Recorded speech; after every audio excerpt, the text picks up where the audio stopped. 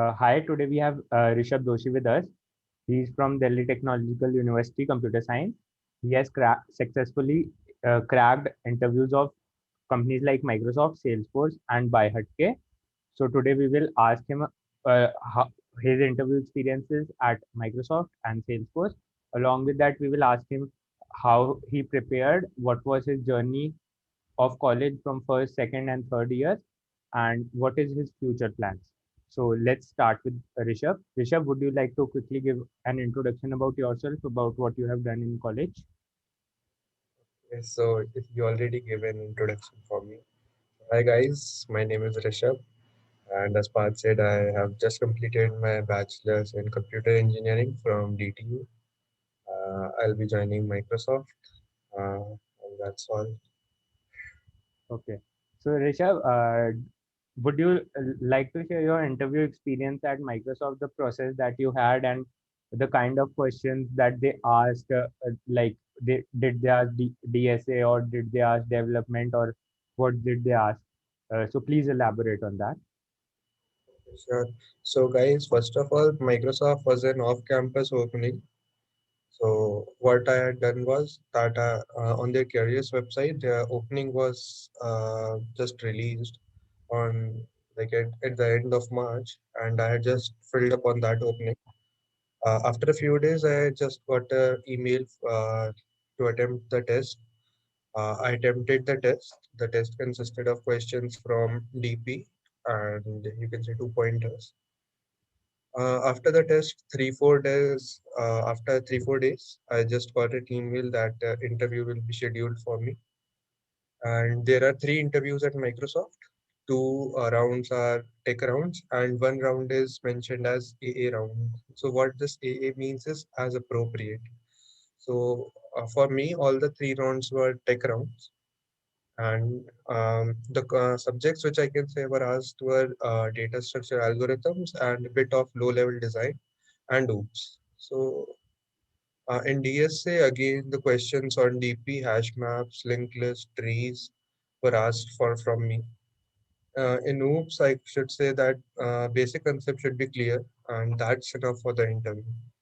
For low-level design, you should be able to practice basic questions like the parking lot one, the chess one, and all other questions can be done on the basis of that question. So basically, you should have an idea of the low-level design question. And that was pretty much that were asked from me in the Microsoft interview. So each interview was around 1 hour. Okay. What was the package that you are getting? Would you like to share that? So I am getting the standard Microsoft compensation that Microsoft offers to all the new hires. Nothing different from that. Okay. Okay. Cool. And would you like to tell, like, from where did you prepare DSS? And there are many resources on the internet. So, was there any particular place from where you practice the same? So, guys, I would like to say that during the early years of my college, I had tried my hand on competitive programming, and after a few months of practicing, I got to know that competitive programming is not my cup of tea, so I'll not be able to progress in that.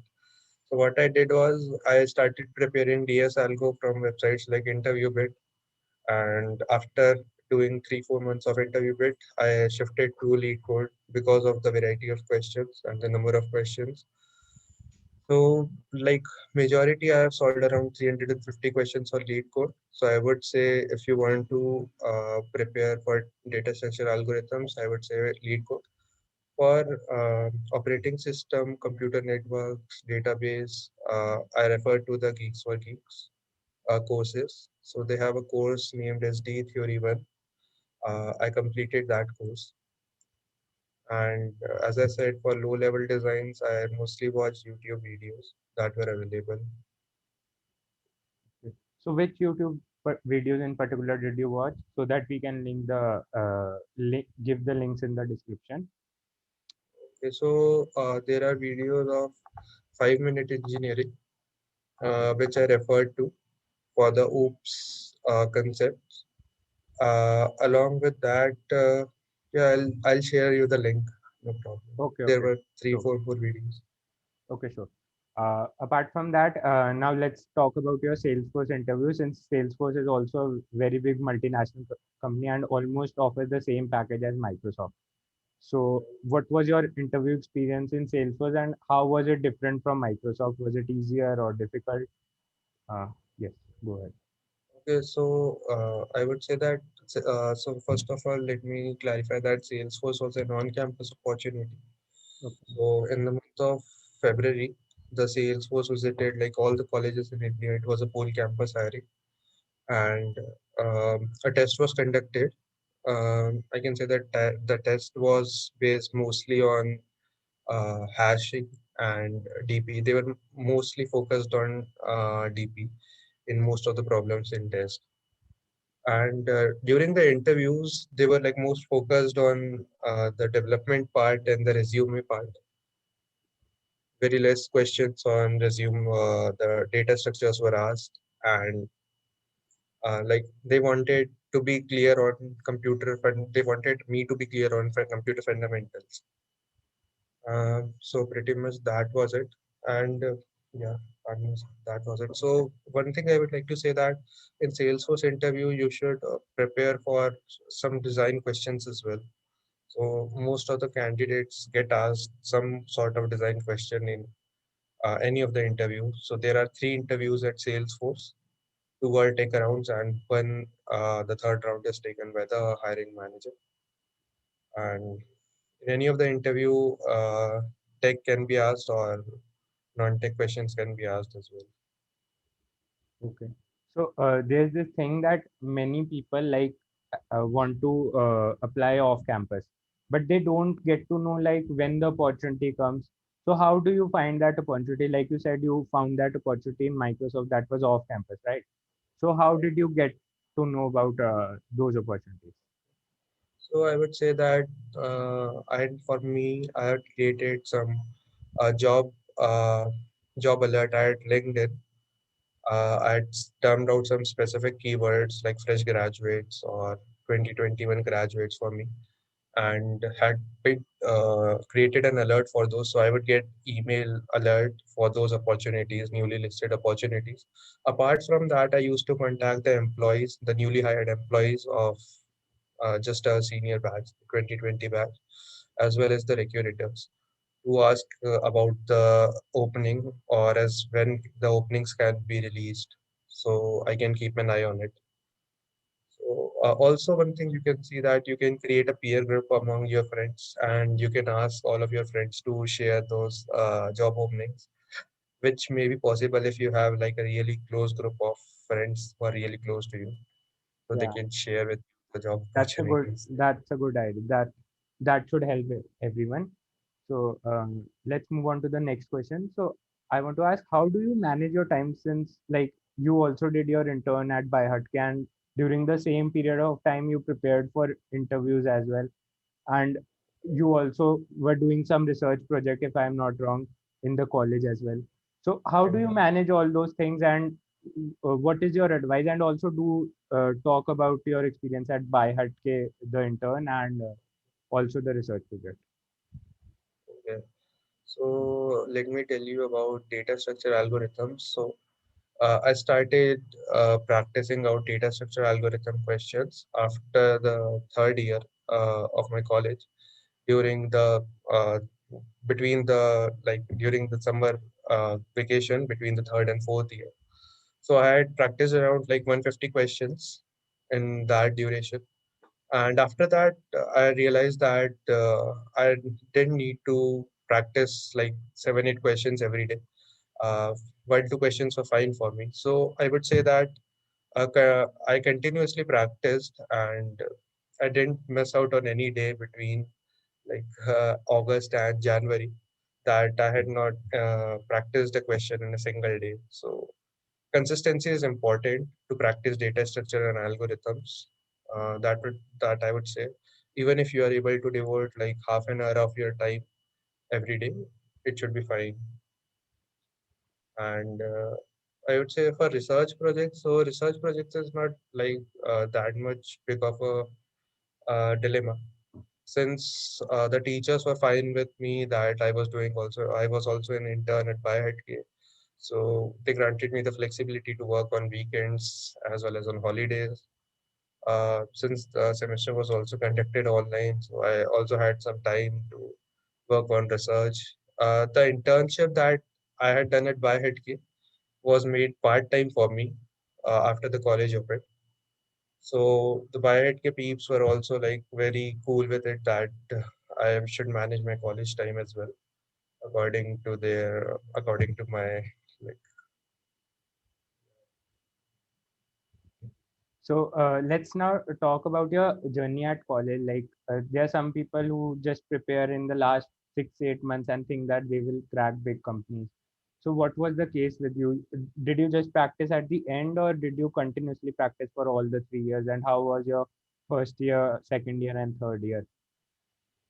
So during the summer vacation between the first and second year, I took a course for practicing data structure and algorithms, for learning data structure and algorithms. From there, I got the basic idea of how to do data structure algorithms. Uh, at the start of my second year, I used to try out competitive programming questions. After 2 months, I realized that I was not able to do a lot of questions in it. So, like, I realized that I'll have to do something else. And after that, I used to regularly try out questions on interview bit. After trying on interview bit, I got the hang of basic interview questions, and that were enough for me to get an internship at college. So at the end of third year, bit like at the start of third year, sorry, I was able to get an internship at Biohealthcare. Uh, after getting the intern, I got to know about lead code. So when I explored lead code, I thought like there are a lot of questions that were same as interview bit, but there were a lot of variants as well, which helped me a lot because normally you don't get the same question. You get a variant, you get some slight changes. So it also helped me how to get an intuition about solving data structure algorithm questions at interviews as well as in the tests. So that's why I'll recommend lead code to anyone starting because even if I had known lead code at the start, I'll definitely had gone for it.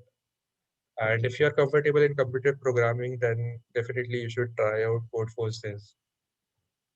So let's talk a little about this. There are many people who are like there's a lot of hype for competitive programming, and all the like fresh people in college want to just do competitive programming.